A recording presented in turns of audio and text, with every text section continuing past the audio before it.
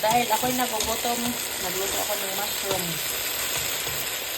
Mushroom na may itlog.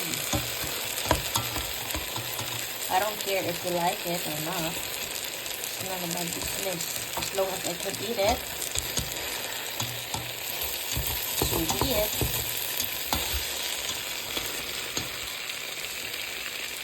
This is how I cook my noodles with mushroom, with spring onion, with eggs.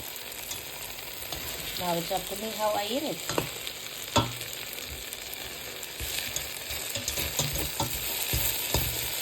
Simple but yummy.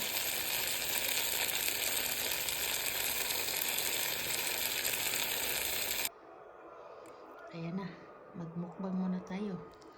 Ayan na, ayan na. Noodles for more.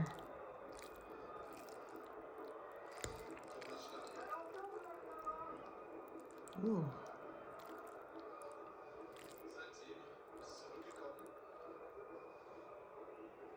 Yummy. Kain tayo guys.